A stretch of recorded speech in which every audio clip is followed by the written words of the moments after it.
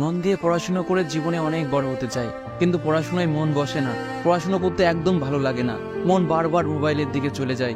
নিজেকে বোঝাই, মোটিভেট করি, মোটিভেশন ভিডিও দেখি, কিন্তু মোটিভেশনের প্রভাব 10 মিনিটের বেশি থাকে না।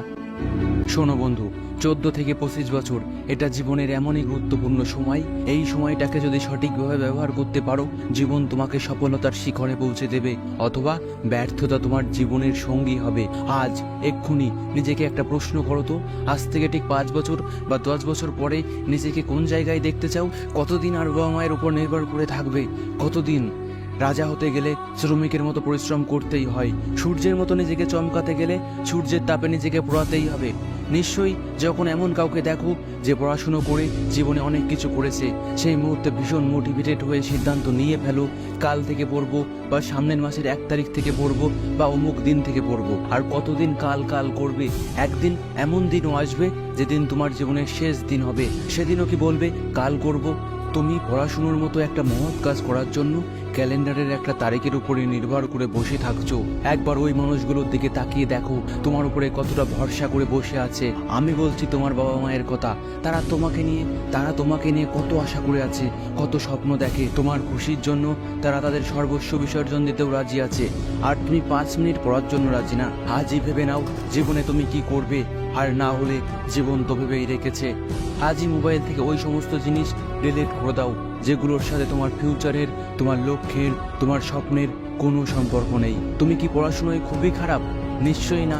তুমি বলছো পড়াশুনো করতে তো চাই, কিন্তু পড়তে ভালো লাগে না। একটু চেষ্টা তো করো। তুমি যদি 2 মিনিট মন দিয়ে পড়তে পারো, তাহলে 20 মিনিট পারবে, আর 20 মিনিট পারলে 2 ঘন্টাও পারবে। তুমি একবার চেষ্টা তো করে দেখো। তুমি একবার চেষ্টা করে ব্যর্থ হলে আবারও চেষ্টা করো, আবারও ব্যর্থ হলে আবারও চেষ্টা করো। চেষ্টা করতেই থাকো। যতবার ব্যর্থ হবে ততবার চেষ্টা করো।